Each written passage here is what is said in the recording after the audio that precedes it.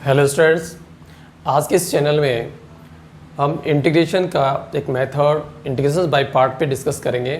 अब तक हमने इंटीग्रेशंस को by substitution method, by partial fractions को यूज़ करके इंटीग्रेट करना हमने लर्न कर लिया है। ऐसे सभी इंटीग्रेशंस पे अपन डिस्कस कर चुके हैं। साथ ही हमने 1/क्वाड्रेटिक इक्वेशंस जिसके नोमरेटर में कांस्टेंट वैल्यू होती है, डिनोमिनेटर में क्वाड्रेटिक फंक्शन होता है, तो उस टाइप के फंक्शंस को भी इंटीग्रेट करना हमने लर्न कर लिया।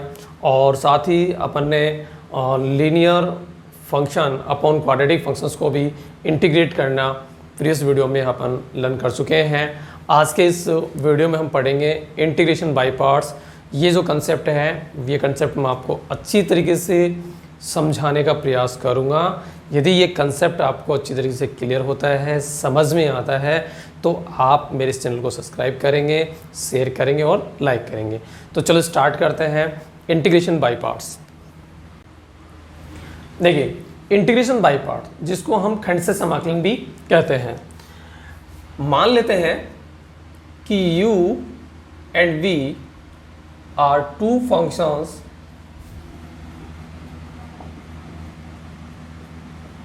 इन x variable.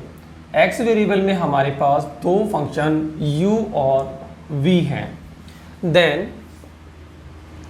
dy by d x of u into v, तब u इंटू वी का derivative u into d v by d x plus v into d u by d x होता है।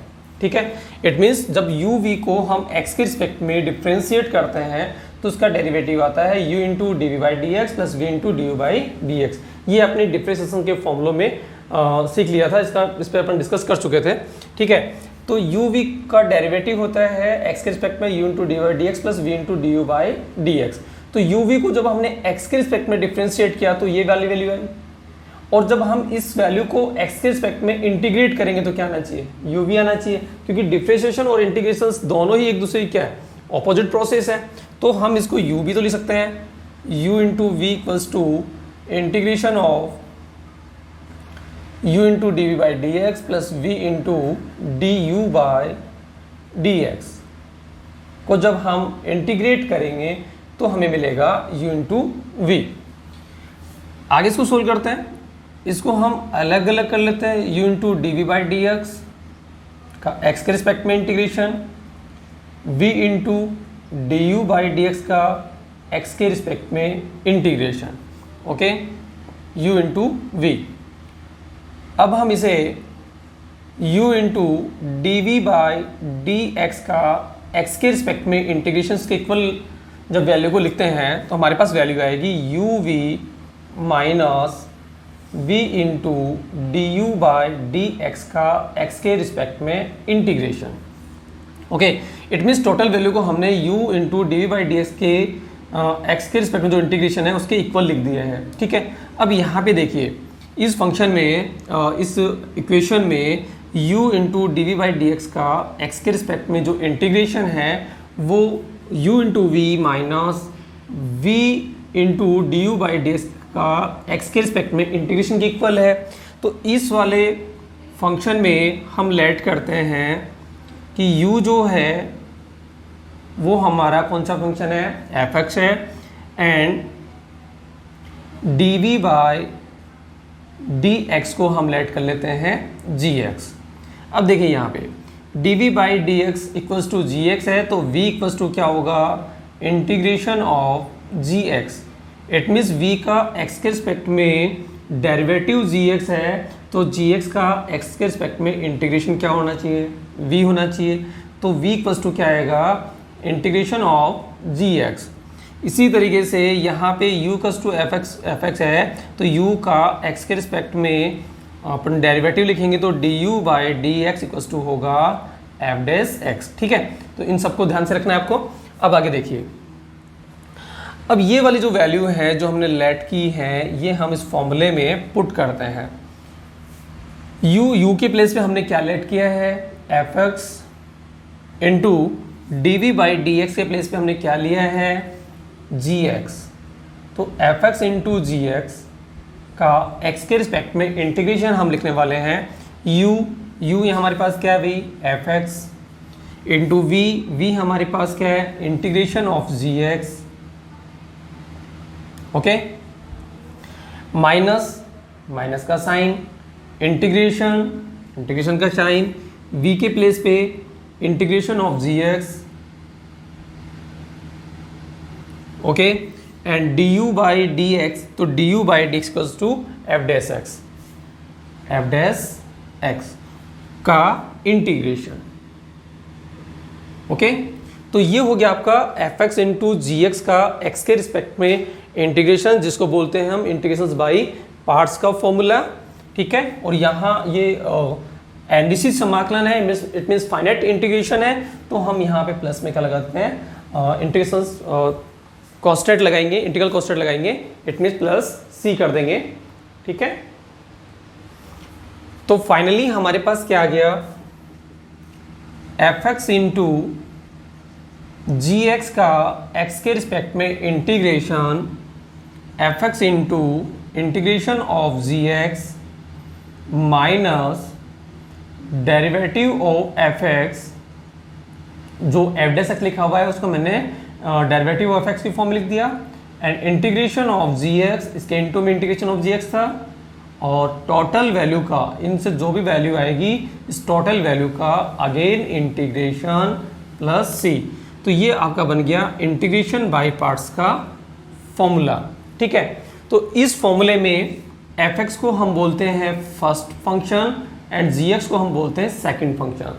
तो students इसके अंदर first function और second functions का भी बहुत बड़ा रोल होता है। फर्स्ट फंक्शन और सेकंड फंक्शंस का सिलेक्शन ही आपके इस इंटीग्रेशंस को इजी बनाएगा।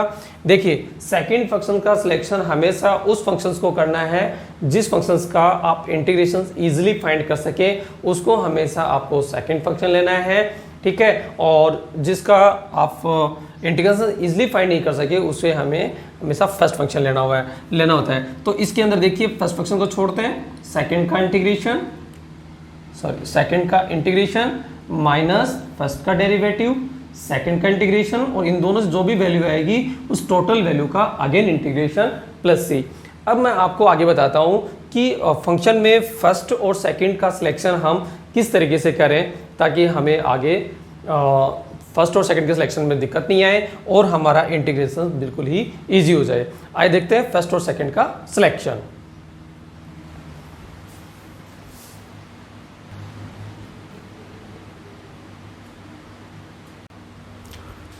देखिए इंटीग्रेशंस बाय पार्ट्स का फॉर्मूला अपन ने डिस्कस कर लिया है, ठीक है। हमने फॉर्मूला भी फाइंड किया था fx into g x, it means हमें जब दो फंक्शंस का प्रोडक्ट गिवन हो तो हम उसको किस तरीके से इंटीग्रेट करते हैं, तो उसका फॉर्मूला होता है fx को अपन छोड़ देंगे और इस फॉर्मूले में fx को हम फर्स्ट एंड gx को हम सेकंड फंक्शंस बोलेंगे। फर्स्ट को हम छोड़ देंगे मीन्स fx को छोड़ देंगे एंड gx का इंटीग्रेशन माइनस फर्स्ट का डेरिवेटिव, इट मीन्स fx का डेरिवेटिव, एंड सेकंड का इंटीग्रेशन मीन्स gx का इंटीग्रेशन, एंड इन दोनों से जो वैल्यू आएगी इस टोटल वैल्यू का अगेन इंटीग्रेशन प्लस सी, ठीक है। तो ये फॉर्मूला अपन डिस्कस कर चुके हैं। इस फॉर्मूले को अपन फर्स्ट सेकंड की फॉर्म में लिखें तो इस तरीके से लिख सकते हैं। इट मीन्स एक फर्स्ट फंक्शन है आपके पास, एक सेकंड फंक्शन है, तो फर्स्ट को हम छोड़ देंगे, सेकंड का इंटीग्रेशन माइनस फर्स्ट का डेरिवेटिव एंड सेकंड का इंटीग्रेशन, और इन दोनों से जो भी वैल्यू आएगी उस टोटल वैल्यू का अगेन इंटीग्रेशन प्लस सी, ठीक है। जैसा कि मैं आपको बता रहा हूँ कि फर्स्ट और सेकंड का इसमें बहुत बड़ा रोल होता है, इसका सिलेक्शन हमें प्रॉपर रूप से आना चाहिए। तो एक तो मेथड मैंने बता दिया कि आप सेकंड फंक्शन हमेशा उसको लें जिसको आप इजीली इंटीग्रेट कर सकते हो, जिसका इंटीग्रेशन आप इजीली फाइंड कर सकते हो उसको आप सेकंड फंक्शन लें, और जिसका आप इंटीग्रेशन इजीली फाइंड नहीं कर सकते उसको आप फर्स्ट फंक्शन लें, ठीक है। मेथड हम फर्स्ट सेकंड का जो सिलेक्शन है वो हम आइलेट वर्ड के अकॉर्डिंग भी कर सकते हैं। देखते हैं ILATE word, the selection of first and second function is according to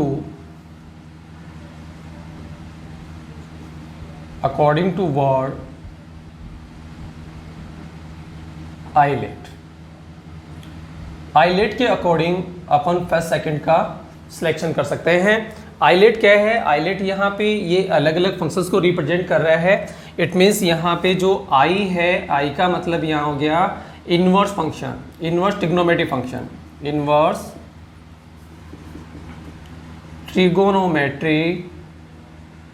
trigonometric function such that sin inverse x, cos inverse x, tan inverse x etc. Okay. इसी तरीके से L जो है, L का मीन यहाँ पे है लॉगरिथमिक फंक्शन से, लॉगरिथम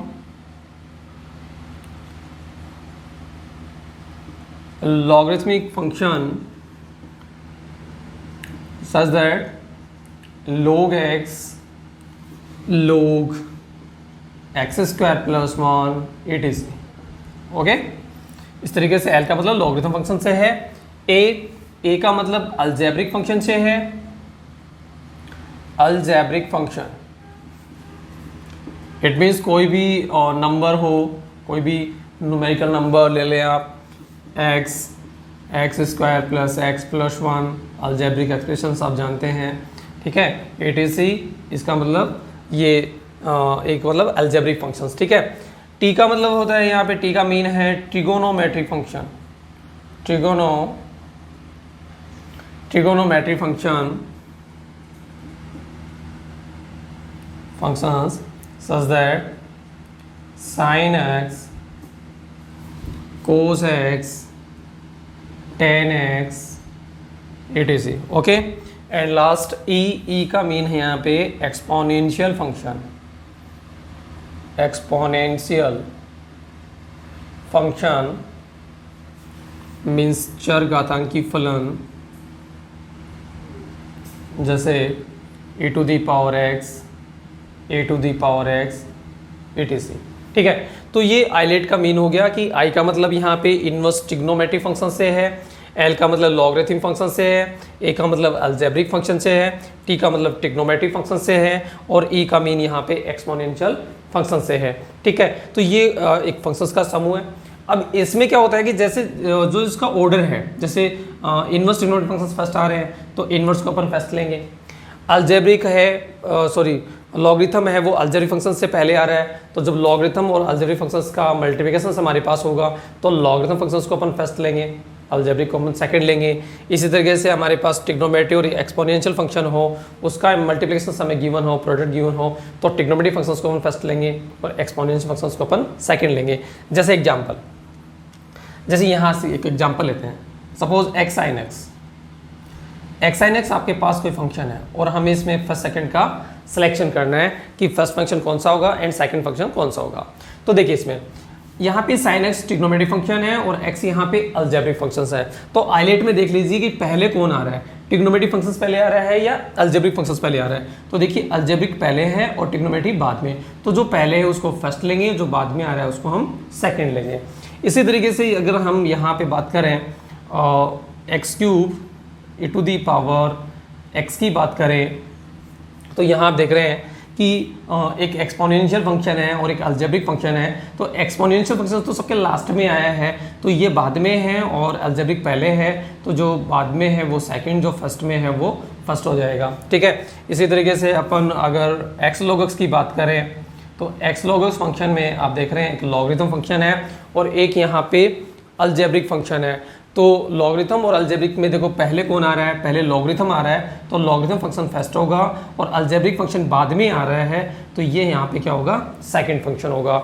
तो इस तरीके से आप अकॉर्डिंग टू वर्ड आइलेट के फर्स्ट और सेकंड का सिलेक्शन यहाँ पे कर सकते हैं, ठीक है। तो आई थिंक आज के वीडियो में